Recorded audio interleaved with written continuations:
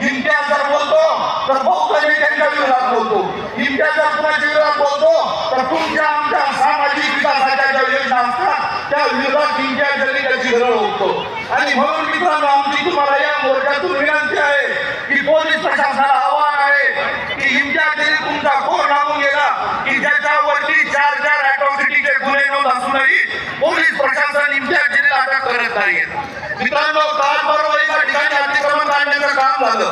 त्या निषेधातून इम्तियाज जरी आम्हाला आव्हान दिलं की दलित काय करतात. मला त्याला सांगायचंय की इम्तियाज जरी तुझा ज्यावेळी जन्मही झाला नव्हता त्यावेळेस सगळ्यांनी या ठिकाणी 100 मसाले बसवण्याचं काम केलंय. तुझ्यातून आम्हाला काही अपेक्षा नाहीये. इम्तियाज जरी तू पुढीचे बाल विकून तुझी प्रॉपर्टी जमा केली आहे का? तू बापडा विकून तुझी प्रॉपर्टी जमा केली आहे का? याचा जबाब इम्तियाज जरी तुला विचारायसाठी हा मोर्चा आम्ही या ठिकाणी काढलेला आहे. आणि आम्ही तुम्हाला इशारा देतो इम्तियाज जलील की यापुढे जर तुम्ही राजकीय सुपारी घेऊन बौद्ध समाजाला, दलित समाजाला, मागासवर्गीय समाजाला टार्गेट करण्याचं काम केलं तर तुम्हाला येणाऱ्या निवडणुकी पाडण्याचं काम या ठिकाणी आमच्याकडून केलं जाईल. हा इशारा देऊन मी थांबतो. जय भीम, जय भारत. यानंतर विजय जोंधळे आपले 2 मिनिटं बोलून लवकर आपल्या माझ्या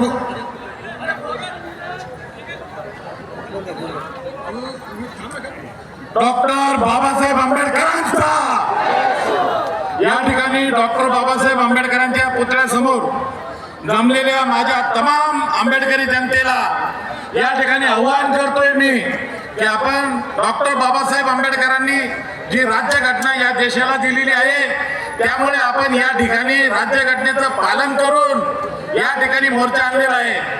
आम्हाला राज्यघटनेचं बंधन जर नसतं तर आम्ही इम्तियाज जलीलला त्याच्या घरातून खेचून या ठिकाणी दाखवून दिलं असतं. या आंबेडकरी जनतेचा अपमान तू केलेला आहे.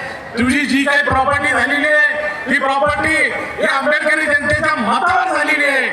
या छत्रपती संभाजीनगरचा तू खासदार झाला, आमदार झाला, फक्त या बौद्ध समाजाच्या मतावर झाला.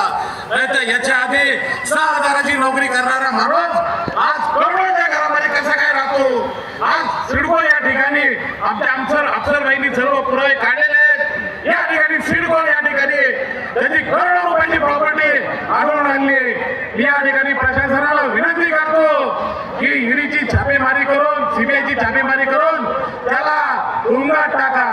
या ठिकाणी मला अजून एक सांगायचंय, या ठिकाणी जो बौद्ध समाजामधला तरुण वर्ग शिकून पायावर उभा राहण्याचा प्रयत्न करतोय बाबासाहेब आंबेडकरांच्या आशीर्वादानं, तथागत गौतम बुद्धांच्या आशीर्वादानं या ठिकाणी या तरुण